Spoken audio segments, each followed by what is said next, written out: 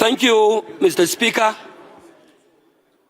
The Right Honorable Abbas Tajuddin, GCON Ian Zazo, the Speaker of the House of Nigerian People. I want to first of all thank you for this initiative. Mr. Speaker, which of course is giving opportunities to members representing their own people to speak for the people and speak for the constituents, for their constituents. Let me first of all, Mr. Speaker, identify as the same Honorable Ado Dogwa.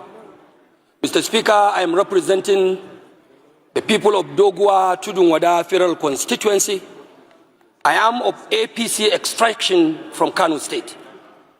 Mr. Speaker, I feel appropriate to mention my political identity in this very important discourse because I would not like anyone out there on the street or someone listening to me on the audio to mistake me for an opposition. I am not an opposition. I am a member of the APC, ruling APC in Nigeria. I am also a member, by extension, of the government of the Federal Republic of Nigeria. A member of this great parliament also, which has the APC as a dominant factor. Mr. Speaker, honorable members, I have to say so because I will be speaking here today as a member of the APC, not of particular concern, but with a particular concern. An APC member speaking with a particular concern, Mr. Speaker. And the concern today, as I understand, is about the security of lives and property of the Nigerian people. Mr. Speaker, I have heard briefs and submissions by the relevant committee chairman here about the situation of Nigeria's security architecture.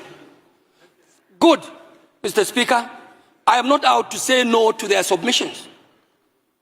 Of course, that is what they have to report to this House. But when you are speaking, Mr. Speaker, from the point of view of Nigerian people, one must be prepared to call a spade a spade. Mr. Speaker, I am therefore prepared to say that no matter what the government does, my government, led by Bola Ahmed Tinubu, the APC government, my party, and despite all the submissions of the efforts of all security agencies that were meant here through their respective chairmen, I want to say that yes, the government is doing its best. The security agencies are doing their best. But I want to say with every sense of responsibility and without any fear of equivocation that their best is not good enough. It is not good enough because the security situation in Nigeria today, Mr. Speaker, it is horrific. Mr. Speaker, our security situation is tragic. Mr. Speaker, the security situation, especially in the north where I come from, is devastating. Mr. Speaker, our situation in Nigeria today in the area of security is unspeakable. It's unspeakable because our people are left ravaged in serious tension, fear and desperation, all because we are lacking and reneging in our institutional and collective responsibility as a government. Mr. Speaker, the fact remains the same, and like every one of you here would say, that the responsibility of every democratic or elected government, even military governments, Mr. Speaker, fundamental responsibility of government is the security of lives and property of its own people. Mr. Speaker, what we have today is like a failed security. What we have today, in my opinion and in my views, Mr. Speaker, is like for me to quote in the words of the popular Bob Marley in his own song in those days in the 80s, when he was saying, war in the north, war in the west, war in the east, and war down south.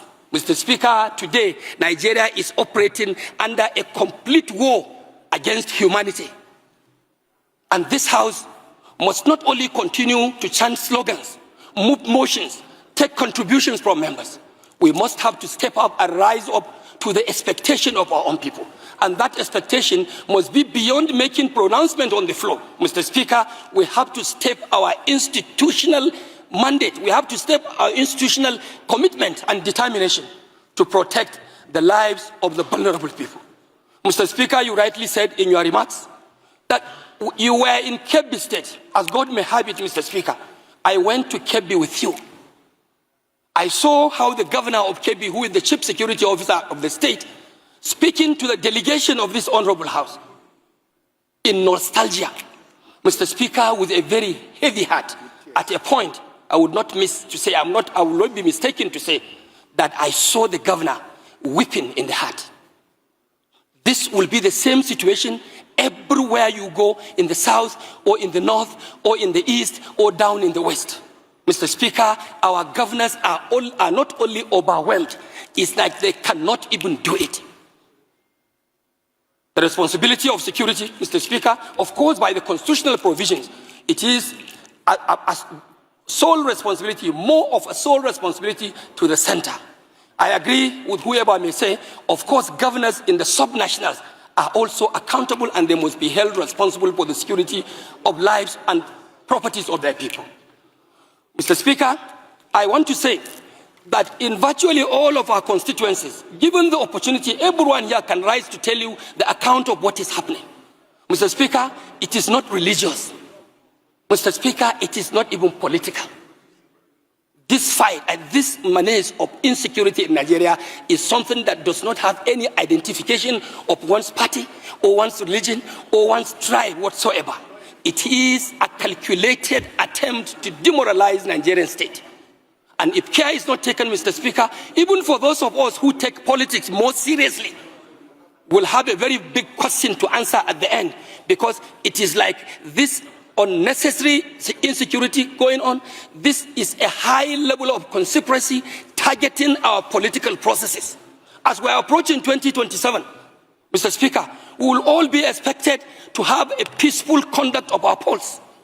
How do you have that if our communities, local communities, are plunged into crisis, into banditry, into kidnappings in the churches, in the mosque, even down in the oil-producing area, which is our economic live wire? Production of oil, crude oil, is being unfortunately undermined by militia groups. So it is like a collective thing that we must put our hands on deck and call whoever is responsible, sir, to order. Order, order, and order. And this house must not take for granted that we are not part of the government. If the government is wanting, this institution of the legislature is a component of the government itself. We have to look inward to ourselves and see what more of oversight functions, like some members have said, are we going to make? Are we going to provide? Mr. Speaker, we can even declare legislative emergency. Close the house, shut it up. Who are you legislating for? What laws are you making when the country is running in blood? The country is running in blood and tears. You cannot go, the farmers cannot go to farm.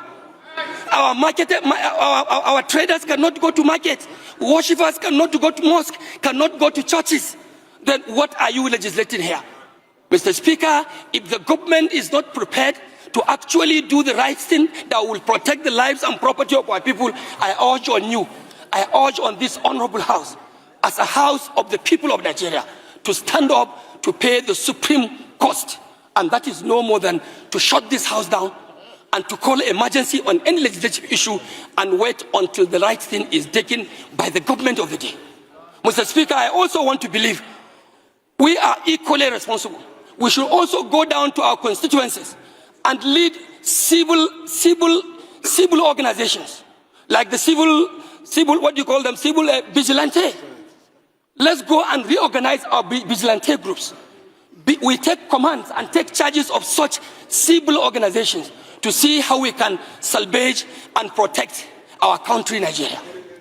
What is happening today, Mr. Speaker, is not just to call for mere security or an average performance of security agencies. What we expect of Nigerian government, no more, no less, my Speaker, is to have absolute security. It's for us to have absolute safety. Mr. Speaker, Nigeria must have absolute protection of the lives and property of our own people. This is my take, Mr. Speaker.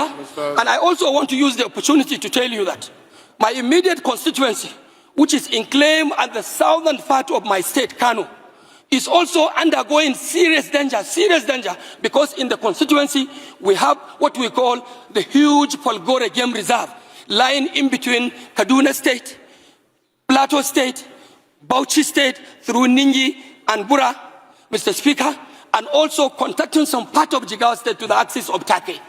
This place used to be a tourist attraction. Many people coming, including tourists from abroad. But because of the dilapidating security situation in my state, Mr. Speaker, today, abduction and kidnappings, not only in the forest, in our homes, has become a daily affair, a daily occurrence. Just like what the pharmacist may prescribe to you in the hospital to ask you to take Panadol once in the day, in the morning, one in the afternoon, and another one in the evening. That is how kidnapping is so prevalent in my federal constituency. This place that used to be an attraction for tourists, it has now become like an extension of the Sambiza forest in Borno State. So we have to definitely do something. Mr. Speaker, I may not have enough time to continue my submissions, but I want to thank you so much for giving our members this opportunity to speak. And I also want to urge members to continue in the spirit we have started. I have not seen anybody here speaking as a southern member of the House of Reps. I have not seen anyone here speaking as a northern member of the House of Reps. I am the leader of the Northern Caucus, Northern Regional Caucus. I am also not speaking as a member representing the northern part of this country.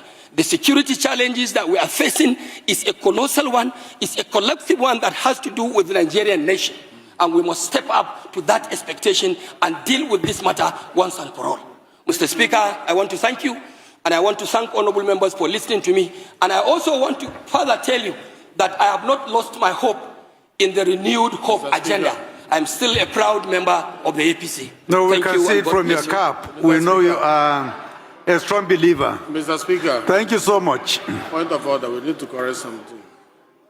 What's your point of order, DS? Yeah, yes, Mr. Speaker. Thank you for the audience, the permission to address this.